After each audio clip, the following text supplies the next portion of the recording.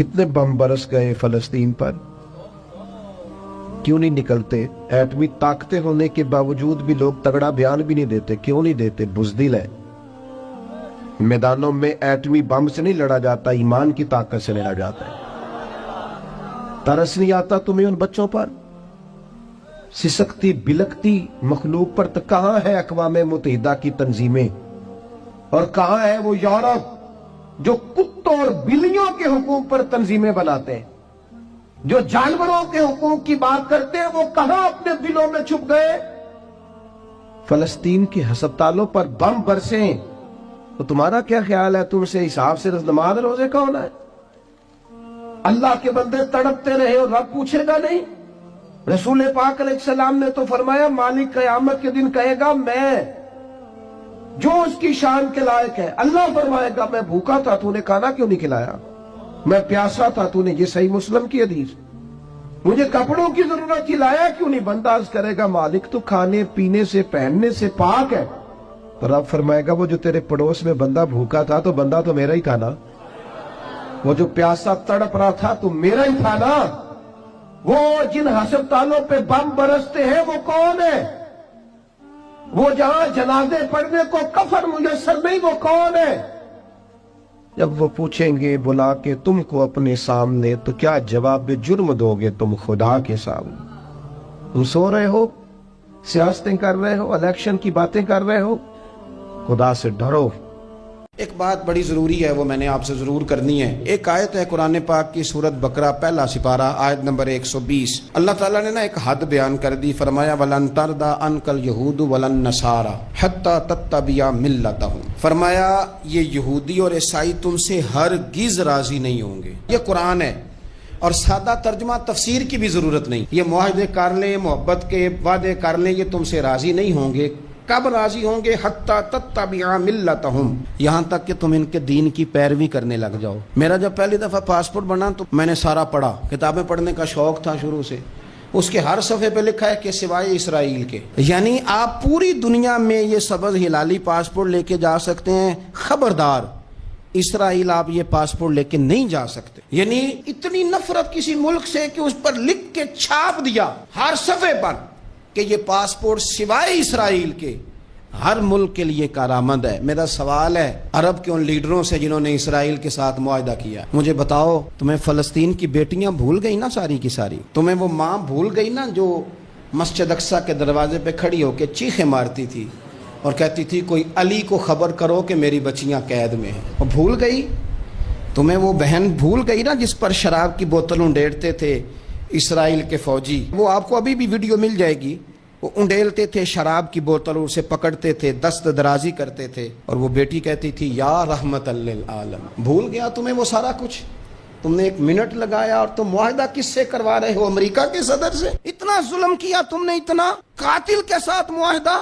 کیا سمجھتے ہو فلسطین والوں کا کوئی والی وارث نہیں؟ سنو، میرے رسول کریم صلی اللہ علیہ وسلم نے فرمایا میرا کوئی مالدار امتی دنیا سے چلا جائے، پیسے جائیدادیں چھوڑ کے جائے تو اس کی اولاد میں بانٹ دینا، لیکن اگر اس کے ذمہ قرضہ ہو تو میرے پاس آ جانا، میں اپنے امتی کا قرض ادا کروں گا. جس کا کوئی وارث نہیں ہوتا مدینے والا اس کا وارث ہوتا ہے.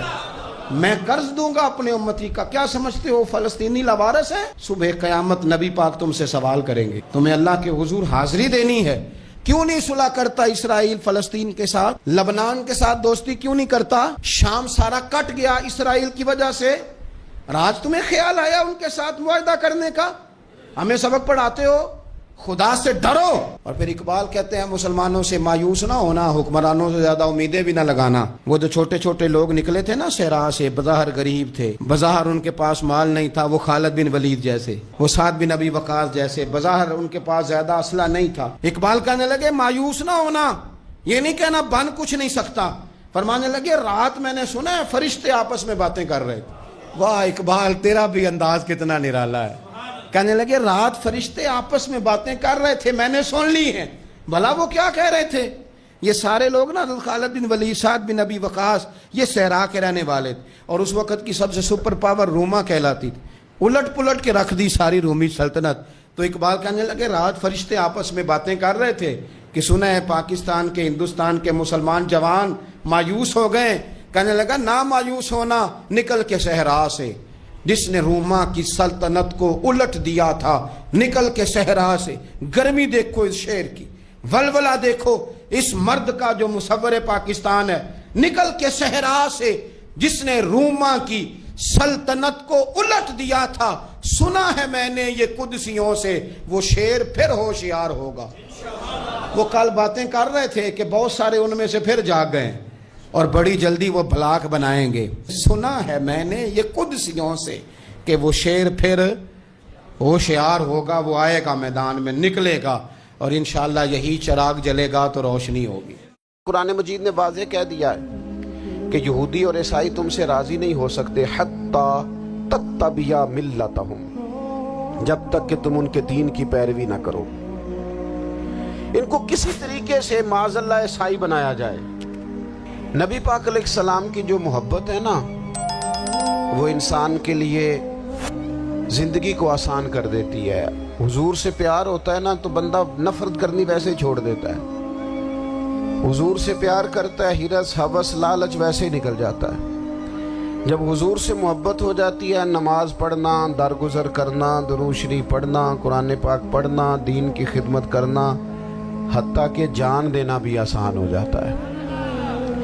نبی پاک علیہ السلام کی محبت انسان کو کبھی بھی پریشان نہیں ہونے دیتی، الجھنے نہیں دیتی، تازہ دم رکھتا ہے حضور کا پیار۔ شرط یہ ہے کہ محبت صحیح ہو، اصلی ہو، باطن میں ہو۔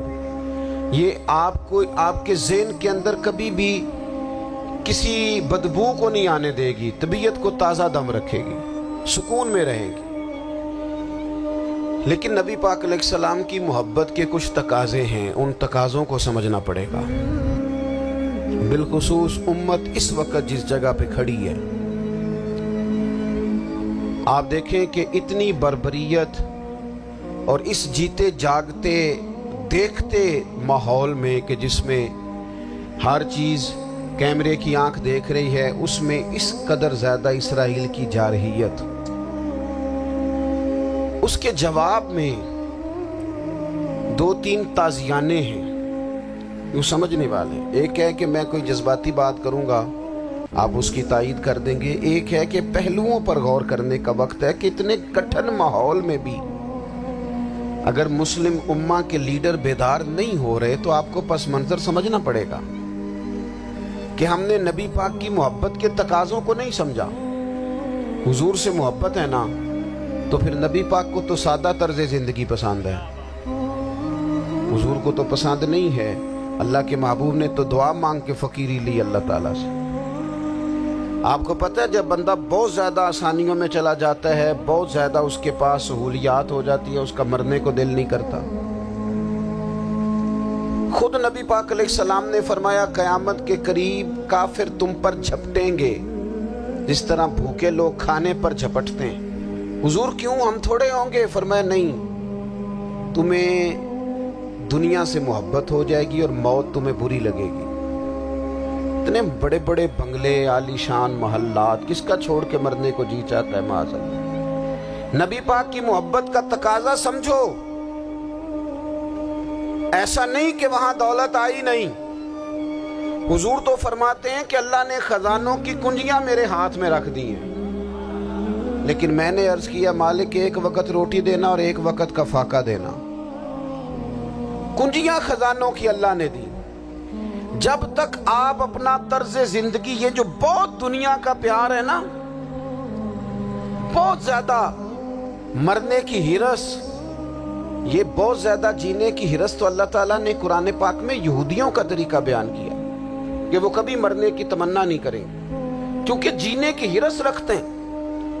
نبی پاک علیہ السلام کے غلاموں، طرز زندگی جب تک سادہ نہیں ہوتا اور جب تک یہ دنیا کے جھمیلوں سے کسی کو دولت دے کر پیچھے کر دیا جاتا ہے، کسی کو عہدہ دے کر چپ کرا دیا جاتا ہے، کسی کو اقتدار دے کر چپ کرا دیا جاتا ہے، رسول اللہ صلی اللہ علیہ وسلم کے سچے غلام انہیں ایک بات کی سمجھ آ گئی تھی کہ ہمیں ہمارے رب نے کہا ہے قُلْ إِن كُنْتُمْ تُحِبُّونَ اللَّهَ فَاتَّبِعُونِي يُحْبِبْكُمُ اللَّهُ۔ اے محبوب آپ ان سے فرما دیں اگر رب سے محبت کرنا چاہتے ہیں تو آپ کی پیروی کریں، اللہ خود ان سے محبت فرمائے گا جب رب بھی ان کا ہو جائے گا، جب رب بھی ان کا کی محمد سے وفا تو نے تو ہم یہ جہاں چیز ہے کیا، یہ لوح و قلم تیرے ہیں، اس کا کیا مطلب ہوا؟ لوح و قلم، قلم لکھتی ہے نا تقدیریں، مقدر فیصلے، تو لوح و قلم تیرے ہیں، اس کا مطلب یہ ہے کہ پھر رب کریم تیرے اوپر فضل کرے گا، اور وہ جن فیصلوں کی امت کو دیانت سے چاہت ہے اللہ اپنے فضل سے وہ فیصلے فرمائے گا۔ جب تک زندگی حضور کی غلامی کی طرف نہیں جاتی وہ اللہ تعالیٰ کی تائید نہیں پاتی۔ حضرت عبداللہ ابن حذافہ رضی اللہ تعالیٰ عنہ کو رومیوں نے قید کر لیا تھا، اور جب رومی آپ کو قید کر رہے تھے، پکڑ رہے تھے، جنگ میں کچھ موڑ ایسا آ گیا کہ بظاہر مسلمانوں کے قدم پیچھے ہٹ رہے تھے، 1000 آدمی نے 100 آدمی نے مل کے آپ کے گرد گھیرا ڈالا اور بڑی مشکل سے آپ کو گرفتار کیا۔ جب بادشاہ کے سامنے لے گئے نا تو بادشاہ سے اس کا سپہ سالار کہنے لگا کہ بندہ ضائع کرنے والا نہیں، یہ بات سمجھیں آپ، ہماری طبیعت کے مطابق جو بندہ پورا نہیں اترتا ہم ضائع کر دیتے ہیں۔ حالانکہ اگر آپ کو مخالف صف میں بندہ کام کا نظر آئے تو آپ غور فرمائیں کہ یہ ہمارے قافلہ محبت میں کیسے شامل ہو سکتا ہے، اس کے لیے جد و جہد کریں تاکہ اس سے کام لیا جا سکے۔ اس نے کہا روم کے بادشاہ نے بندہ ضائع کرنے والا نہیں، وزیر نے کہا بادشاہ سے، اس نے کہا کیا کریں، کچھ ایسا کریں کہ یہ معاذ اللہ ہمارے دین میں آ جائے۔ اور قرآن مجید نے واضح کہہ دیا ہے کہ یہودی اور عیسائی تم سے راضی نہیں ہو سکتے حتی تتبع ملتہم، جب تک کہ تم ان کے دین کی پیروی نہ کرو، ان کو کسی طریقے سے معاذ اللہ عیسائی بنایا جائے۔ تو بادشاہ کہنے لگا 2-3 چیزیں ہیں جس سے کوئی بندہ بھی خریدا جا سکتا ہے، کر لیتے ہیں بات۔ اس نے سب سے پہلے حضرت عبداللہ ابن حذافہ سے کہا کہ جتنے پیسے آپ کہیں گے آپ کو ملیں گے، آپ اس دین میں آ جائیں معاذ اللہ۔ تو حضرت عبداللہ ابن حذافہ نا، کچھ لوگ بڑے سیانے ہوتے ہیں، بردبار ہوتے ہیں، بعض باتوں پر غصہ نہیں کرتے، ہنستے ہیں۔ حضرت عبداللہ ابن حذافہ ہنس پڑے، فرمانے لگے تجھے کس نے بادشاہ بنایا، تو بڑا بیوقوف آدمی ہے۔ اس نے کہا کیا مطلب؟ فرمانے لگے نادان، میں تو تلوار لے کے میدان میں آیا ہوں، مجھے دولت کمانی ہوتی میں تجارت کرتا، میں تجارت نہیں کر رہا، میں تو شہادت کے لیے نکلا ہوا ہوں، اور تو مجھے کہہ رہا ہے پیسے لے لے، وہ عقل کی بات کر۔ اس نے دوسری بات کی، اس نے کہا کہ میں بادشاہ ہوں، میرے نیچے جتنے بھی عہدے ہیں، وزیر، مشیر، وزیر خزانہ، جو آپ عہدہ کہیں گے آپ کو دے دیا جائے گا، آپ اس طرف آ جائیں۔ تو حضرت عبداللہ ابن حذافہ کہنے لگے پھر کہتا ہوں تو بڑا نادان ہے۔ فرمانے لگے میں حضور کا صحابی ہوں، اور صحابی ہونے سے بڑا عہدہ دنیا میں ہے ہی کوئی نہیں۔ صحابہ وہ صحابہ جن کی ہر صبح عید ہوتی تھی، خدا کا قرب حاصل تھا، نبی کی دید ہوتی تھی۔ کہا تو مجھے لالچ دے رہا ہے۔ اب انہوں نے ایک نئی چال چلی، وزیر کہنے لگا کہ میں ایک اور طرح سے معاذ اللہ کوشش کرتا ہوں پگھلا دینے کی۔ آپ اندر کمرے میں قید تھے تو وہاں ایک خاتون کو بنا سنوار کر بھیج دیے گا۔ دوستو یاد رکھنا، تگڑا اور مضبوط جوان پتہ کون ہوتا ہے؟ جس کی نظریں پوری طرح اس کے کنٹرول میں ہوں، یہ علامت جوانی ہے۔ جس آدمی کا پوری طرح، 2 لوگ دنیا میں کبھی کوئی کارنامہ سر انجام نہیں دے سکتے، ایک جو حرام کھاتا ہو، ایک جس کی نظر ناپاک ہو۔ محمد بن قاسم جب یہاں آئے تھے نا تو ایک دن بڑے پریشان تھے، تو ایک بزرگ کہنے لگے آپ کیوں پریشان ہیں؟ کہنے لگے راجہ دہر سے مقابلہ ہے، اور ہماری فوج تو سندھ کے رستے بھی نہیں جانتی، زبان بھی نہیں جانتی، لڑیں گے کیسے؟ 2-4 دن کے بعد ان بزرگوں کی دوبارہ محمد بن قاسم سے ملاقات ہوئی تو بڑے خوش تھے۔ کہا آپ کیوں خوش ہیں؟ کہنے لگے وہ میرا مقابلہ نہیں کر سکتا، میں نے تحقیق کر لی ہے۔ کہا کیوں؟ کہنے لگے نظر کا گندہ ہے، اور جو نظر کے گندے ہوتے ہیں وہ میدانوں میں ٹھہرا نہیں کرتے.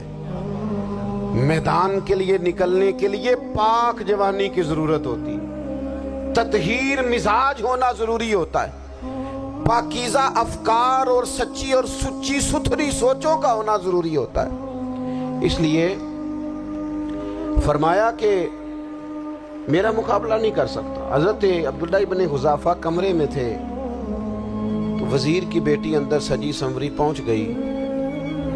جیسے ہی آپ نے اس کفر کی چال کو دیکھا تو تیمم کر کے نفل شروع کیے. وہ ساری رات بیٹھی رہی، رب کا بندہ ساری رات عبادت کرتا رہا. عبادت بڑا سہارا ہے، مصلی بڑا سہارا ہے اللہ کے بندوں.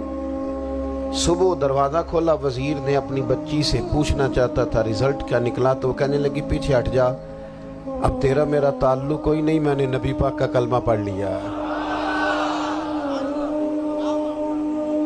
اس نے کہا میں نے بھی زمانہ دیکھا ہے، پر یہ کیا لوگ ہیں، کستوری کے بنے ہوئے،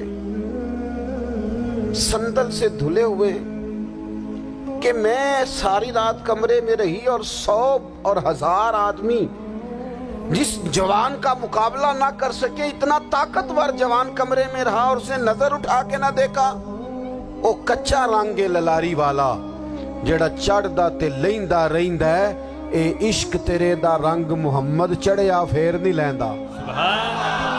میں کہا ایک دفعہ نظر اٹھا کے نہیں دیکھا، کمال ہو گئی. اتنے بڑے لوگ، اتنی بڑی سعادت مندی، فیروز بختی، معاملہ فہمی حد ہو گئی.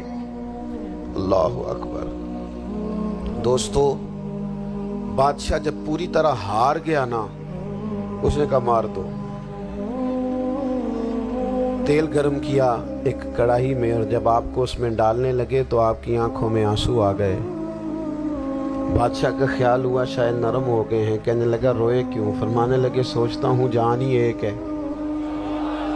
کتنا مزہ ہے اس کی راہ میں جان دینے کا، کتنی لذت ہے اس کے نام پر مرنے میں، کتنا لطف ہے. جے تو چڑھیا اتے دار بھی نہیں، تے جے تو وکیا عشق بازار بھی نہیں، تے ایڈا سستا سودا پیار بھی نہیں، تے ایڈا سستا لبدا یار بھی نہیں. کئی جنگل گانے پیندے نی، کئی دوزخ لنگنے پیندے نی، جے اس ملوں بھی مل جاوے، ایدوں سستا ہور بپار بھی نہیں. تے کچھ سمجھ نہ آوے لوکاں نوں وہ کادے نال شہید کرے، ڈٹھی یار دے ہاتھ تلوار بھی نہیں، پر او دا خالی جاندہ وار بھی نہیں. کہنے لگے ایک جان ہے نا، تو دل کرتا ہے ہزاروں ہوتی تو ایک ایک کر کے محبوب کے نام پہ قربان کرتا. جب میرے پاس ہے ہی ایک، کروں کیا؟ حضرت عبداللہ ابن حذافہ رضی اللہ تعالیٰ عنہ جب روئے اور بادشاہ نے یہ بات سنی تو بادشاہ اٹھ کے کھڑا ہو گیا. سارے وزیروں مشیروں کو کہنے لگا تم نے کہا تھا نا بندہ ضائع کرنے والا نہیں، یہ بھی ضائع کرنے والا نہیں. کہنے لگا میرا ماتھا چومو، تم جیسے لوگوں کو قتل نہیں کرنا چاہیے، آزاد کرنا چاہیے. عزیز اپنی زندگی سے نا یہ بہت زیادہ ہرس، ہوس، طمع، اور یہ کسی بات کی بھی ہو، ہرس صرف پیسوں کی نہیں ہوتی، شہرت کی بھی ہوتی ہے. یہ بیماری انسان کو اقتدار کی بھی ہوتی ہے، تعریف کی بھی بیماری ہوتی ہے. یہ سارے نقص ہوتے ہیں لوگوں، اور معاذ اللہ بعض جبوں کبوں کے اندر بھی ہوتے ہیں، وہاں بھی پنپتے. اپنی زندگی جب تک اس سادگی میں نہیں لاؤ گے جو رسول پاک نے عطا فرمائی. جب لوگ آسانیوں میں پوری طرح الجھ گئے تو پھر وہ دور ہوئے اور کفر چڑھ گیا. دوسری بات، اللہ کے محبوب صلی اللہ تعالی علیہ وسلم کی محبت ہم سے تقاضا کرتی ہے کہ ہم اس مشن کے لیے کام کریں جس مشن کے لیے رسول پاک نے کام فرمایا ہے. ہم سارے کام بڑی مضبوطی سے، سوچ سمجھ کے، تدبر سے، حکمت سے، تقاضوں کو مد نظر رکھتے ہوئے کرتے ہیں. سارے کام، دین کے کام میں ہمارا مزاج نہیں ہوتا او ہو جائے گا جی آپ بسم اللہ پڑھیں جی، شروع کریں جی. آپ تقاضوں کو سمجھیں، چیزوں کو دبائیں نہیں، چیزوں پر غور کریں. کسی کے ذہن کی سطح پر سوال ابھرتا ہے، اس کا تسلی بخش جواب دیں. اپنی زندگی میں دین کے کام کے لیے اپنے آپ کو وقف کریں. اور دین کے کام کے بہت سارے پہلو ہیں. ہزاروں لوگوں کو قرآن پاک ٹھیک پڑھنا نہیں آتا. ہزارہا لوگ ہیں جو قرآن مجید کے مطالب سے آگاہ نہیں ہیں. دین کی بنیادی ضروریات سے لوگ نابلد ہیں. میں آپ کو کس طرح یہ بات سمجھاؤں کہ ہزاروں کی تعداد میں طلاقیں اس لیے ہوتی ہیں کہ مردوں کو طلاق کے مسئلے نہیں آتے. انہیں پتہ نہیں ہے کہ مجھے حقوق زوجین کے معاملے میں کیسے چلنا. ڈھیر سارے گھروں میں تباہی اس لیے ہے کہ تربیت اولاد کا دینی منہج ہمیں نہیں پتا. اپنا حصہ ملائیں دین کے کام میں. ایک آدمی کو اگر تو نمازی کرنے میں کامیاب ہو گیا, تیری زندگی بدل گئی. وہ دین بیزار لوگ جو ہمارے بیچ بیٹھ کے ہماری نوجوان نسل کو پگڑی اور داڑھی کا نام لے کے بنیادی طور پر دین سے دور کرتے, ایسے نوجوانوں کو دین کا پیغام محبت دے کر دین کے قریب کرنا ہماری ڈیوٹیوں کا حصہ ہے. ہمیں ذمہ داری کا احساس کرنا پڑے گا.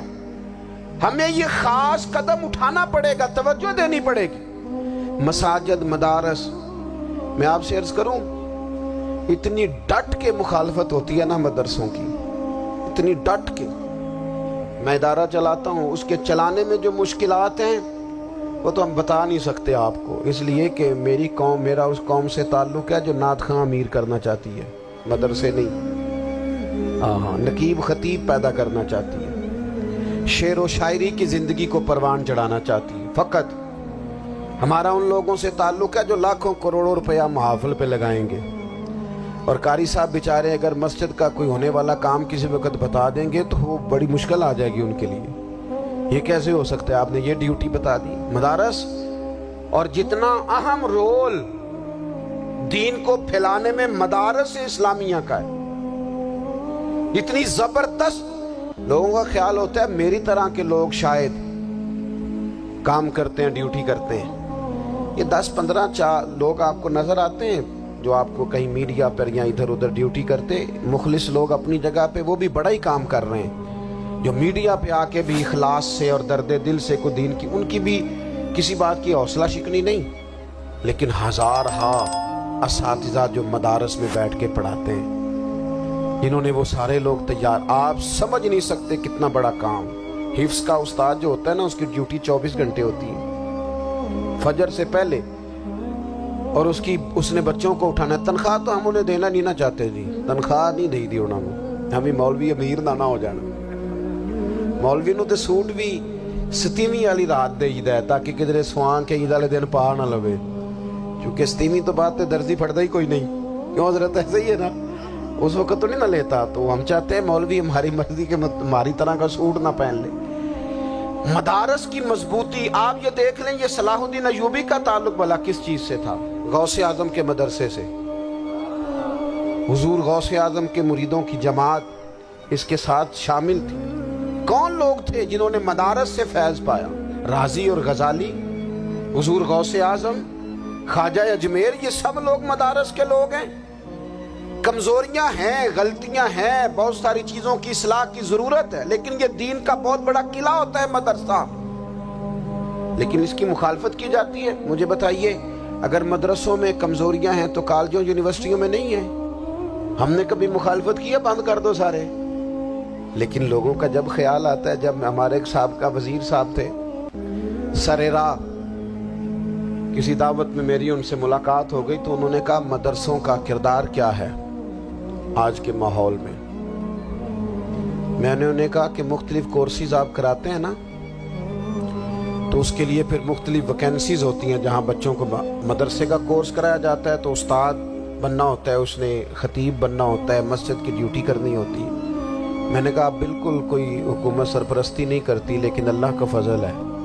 کبھی آپ نے کوئی مسجد سنی ہے جس میں جمعے والے دن مولوی نہ ملا ہو جمعہ پڑھانے کے لیے؟ کبھی آپ کو رمضان میں ایسی مسجد ملی ہے جس میں قرآن مجید سنانے کے لیے حافظ نہ ملا ہو؟ یہ ہو سکتا ہے کسی حافظ کو مسجد نہ ملے. تو مدارس کے ذمے جو کام تھا مدارس نے جم کے کیا ہے اور ڈٹ کے کیا اللہ کے فضل سے. اور مدارس کے لوگوں کو بھی کمزور نہیں پڑنا چاہیے, کبھی کسی وزیر مشیر مالدار کے روب میں نہیں آنا چاہیے, قطعاً نہیں. کیوں؟ کہ یہ وہ عظیم لوگ ہیں رسول اللہ صلی اللہ علیہ وسلم کے دین کے غلام کہ ابھی ایک لفظ نہیں پڑا ہوتا الف با تا سا، پہلے دن گھر سے نکلتے ہیں تو حضور فرماتے ہیں اللہ کے فرشتے ان کے پیروں کے نیچے پر بچھا بھی دیتے ہیں، پہلے دن اتنا بڑا اعزاز ملتا ہے۔ تو حضور کی محبت کا تقاضا ہے دین کا کوئی کام کیا جائے۔ ایک خاتون مسجد نبوی شریف میں جھاڑو دیتی تھی پر کوئی کام تو کرتی تھی نا، اور کس مسجد میں؟ جہاں 70,000 فرشتے صبح آتے ہیں 70 شام آتے ہیں، اس مسجد میں وہ خاتون جھاڑو دیتی تھی۔ بخاری ہے، جب ان کا انتقال ہو گیا صحابہ نے سوچا کہ حضور کو تکلیف ہوگی، بغیر بتائے جنازہ پڑھ دیا۔ حضور صبح تشریف لائے، تازی قبر دیکھی، اور محبوب وہ ہیں جو فرش پہ کھڑے ہو کے عرش کی خبریں دیتے ہیں۔ نبی پاک علیہ الصلوۃ والسلام نے فرمایا کہ مجھے اطلاع کیوں نہیں دی اس کے انتقال کی؟ یہ کرم دیکھو، کوئی ڈیوٹی تو کرتی تھی نا یار، پر خلوص سے، پر پیار سے، پر اللہ کو راضی کر دے گا، پر درد دل سے۔ اور دین کی ڈیوٹیاں کرنے والے دوستو سنو،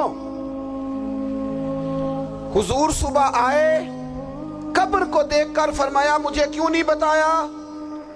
یا رسول اللہ آپ کو تکلیف دینا مناسب نہ جانا؟ تو قبر پہ کھڑے ہو کے حضور نے فرمایا صف بناؤ میں دوبارہ جنازہ پڑھاؤں گا، صف بناؤ میں دوبارہ جنازہ پڑھاؤں گا۔ کوئی ڈیوٹی تو۔ تیسرا تقاضا حضور کی محبت کا، سمجھو میں بس بڑی جلدی بات سمیٹنے لگا ہوں، حضور کی امت سے پیار کرو، یہ نبی پاک کی محبت کا تقاضا ہے۔ حضور اس بندے سے بڑے راضی ہوتے ہیں جو حضور کی امت سے پیار کرتا ہے۔ آپ کو پتہ ہے حضرت جبریل امین علیہ السلام نے معراج کی رات حضور علیہ الصلوۃ والسلام سے عرض کی تھی کہ اللہ کی بارگاہ میں عرض کیجئے گا میری بھی ڈیوٹی لگ جائے آپ کی امت کے ساتھ محبت کرنے پر۔ تو یہ کیوں کہا تھا انہوں نے؟ علماء نے لکھا اس لیے کہا تھا کہ حضرت جبریل بھی جانتے ہیں کہ حضور کی امت سے محبت کی بات کی جائے نا تو نبی پاک راضی ہوتے ہیں۔ امت سے پیار کرو گے نا، امت سے۔ ایک صرف بات کا خیال رکھنا، عقیدہ برا ہو تو بات دوسری ہے، ورنہ میرے محبوب کی امت کا ایک ایک شخص جو مدینے والے کا کلمہ پڑھتا ہے، جو حضور کا غلام ہے، اس کے بارے میں اپنے دل میں گنجائش رکھنا، پیار رکھنا، وارفتگی رکھنا۔ او دوستو یہاں لوگ کس طرح گروہوں کو، جماعتوں کو سپورٹ کرتے ہیں۔ نبی پاک نے اس امت کی کثرت پر فخر بیان کیا، اور حضور فرمانے لگے 120 صفیں جنتیوں کی ہوں گی، قیامت میں 80 صفیں صرف میری امت کی ہوں گی، میں کثرت امت پر فخر کروں گا۔ ان لوگوں سے پیار کرنا ہے، ان کے دکھ درد کو سمجھنا ہے۔ پتہ ہے آج کیا ہوتا ہے؟ آج ہمیں نا مختلف چھوٹے چھوٹے ملکوں میں بانٹ دیا گیا، تو ہم کسی دوسرے مسلمان بھائی کا درد نہیں محسوس کرتے، ہم گھروں میں نہیں محسوس کرتے۔ پڑوسی پر ظلم ہو رہا ہو تو ہم کہنے پتر ساڈا نہیں مسئلہ، یہ مسئلہ ہے، تینوں کی لگے۔ حالانکہ پڑوسی کی آگ اس لیے بھی کسی وقت بجھا دینی چاہیے کہ پڑوسی کی نہ بجھائی جائے تو اپنا گھر بھی زاد میں آ جاتا۔ آج امت مسلمہ سے ہمیں بس لگا دیا گیا اپنے حصے کی روٹی کماؤ، اپنے حصے کی کوٹھی بناؤ، اپنے حصے کی گاڑی خریدو، اپنے حصے کا کام کرو۔ امت کا درد، امت کی بات، وحدت امت کا تصور، امت کا دوبارہ سے وہ شان ارسل رسولہ بالہدی ودین الحق لیظہرہ علی الدین کلہ، وہ تصور کب ہوگا؟ اس وقت ہوگا جب ہم بات امت کی کریں گے۔ نبی پاک علیہ السلام نے فرمایا مسلمان کی مثال ایک جسم کی طرح ہے، جسم کے ایک حصے کو تکلیف ہو تو سارا آزمائش میں آ جاتا ہے۔ مجھے بتاؤ یہ انگلی درد کرتی ہو، یہ انگلی جسم کا حصہ ہے نا، تو میرا خیال ہے دماغ یہ کہہ دے گا کہ انگلی کی درد ہے نا مینوں کی لگے، دل کہہ دے گا کوئی نہیں ٹینشن لینے، انگلی کا مسئلہ ہے نا۔ ایسا نہیں ہوتا، بلکہ جب انگلی میں درد ہوتی ہے تو دماغ منصوبہ بندی کرتا ہے کہ اس کا علاج کیسے ہو سکتا ہے، دل پریشان ہوتا ہے، پیر چل کے جاتے، ہاتھ وہ دوائی وصول کرتے، دانت اسے چبا کر، حلق اسے نگل کر، معدہ اسے ذخیرہ کر کے جسم میں پھیلاتا ہے، پھر جا کے انگلی شفا پذیر ہوتی ہے۔ ایک حصے کو درد ہو تو سارا حصہ کام پہ لگ جاتا ہے۔ اسرائیل اگر تکلیف دے رہا ہے فلسطینیوں کو تو ہونا چاہیے تھا نا بعض مسلمان حکمرانوں کو نیند نہ آتی، وہ درد دل محسوس کرتے۔ ہونا چاہیے تھا نا کہ بعض لوگ یہاں ہم کیا کرتے ہیں بھلا بیٹھ کے، اب تو مجھے بعض چیزوں سے کوفت بھی ہونے لگا، ہم دیتے ہیں بیان مذمت۔ آپ کے بیان دینے سے کیا ہوگا؟ فلانے نے بھی بیان دے دیا، فلانے نے بھی کلپ دے دیا، یہ کیا کر رہے ہیں؟ یہ تو آپ زندہ رہنا چاہتے ہیں۔ وہ جس طرح آج کل ہمارے ہاں بہت ساری چونکہ جماعتیں ہیں تو کشمیر ڈے آتا ہے نا تو مل کے ریلی نہیں نکالی جا سکتی، سوال نہیں پیدا ہوتا، کیونکہ ہمیں جماعتوں کو زندہ رکھنا ہے۔ اس جماعت کی خبر الگ لگنی چاہیے، اس جماعت کی خبر الگ، تو ایسے کوئی انقلاب آئے گا؟ یاد رکھنا امت کو پوری کو ایک طاقتور آواز بننا پڑے گا، ہمیں تھوڑا تھوڑا اوپر اٹھ کے سوچنا پڑے گا۔ خدا را اللہ تعالیٰ مجھے معاف کرے اگر کوئی بات میں سطحی کر رہا ہوں، دل کی گہرائی سے عرض کرتا ہوں اب تو بڑا سخت وقت آ گیا۔ اب چونکہ اب تو کیمرے کی آنکھ آئی ہے تو وہ زخمی بچے دیکھے نہیں جاتے، وہ تڑپتی مائیں دیکھی نہیں جاتی، وہ سسکتی اور آواز دیتی بیٹیاں سنی نہیں جاتی۔ وہ آوازیں ایسی ہیں جیسے وہ رات کے سناٹوں میں چیخیں بن کے لوگوں کو جگایا کریں گی۔ خدا را کچھ جرم ایسے ہوتے ہیں جن کی سزائیں بڑی سخت ہوتی ہیں، جن کی معافی بڑی مشکل سے ہوتی ہے۔ اپنے اندر جذبہ ایمانی پیدا کریں۔ اور میرے دوستو بستر پر بھی تو لوگ ماری جایا کرتے ہیں نا۔ اپنی زندگی رسول اللہ صلی اللہ علیہ وسلم کے دین کے نام کرو۔ جذبہ جہاد، شوق شہادت اور عشق رسول، یہ عناصر ہیں جو امت مسلمہ کو پیروں پر کھڑا کریں گے۔ 2 منٹ کے لیے سوچو، امت اگر اسی طرح کٹتی رہی، پریشان رہی، دکھتی رہی اور باری باری کر کے، اقبال نے کیا کہا تھا؟ اس نے کہا تھا وطنوں میں، انہوں نے کہا تھا کہ ان تازہ خداؤں میں بڑا سب سے وطن ہے، جو پیرہن اس کا ہے وہ مذہب کا کفن ہے۔ تو اقبال ہم کیا کریں؟ کہنے لگے بازو تیرا توحید کی قوت سے قوی ہے، اسلام تیرا دیس ہے، کیونکہ تو مصطفی ہے۔ تو بحیثیت مسلمان سوچنا شروع کر، بحیثیت مسلمان، اور یوں تو سید بھی ہو، مرزا بھی ہو، افغان بھی ہو، تم سبھی کچھ ہو، بتاؤ کہ مسلمان بھی ہو۔ تمہارے اندر کہیں سے کوئی مومن بھی بولتا ہے کہ نہیں؟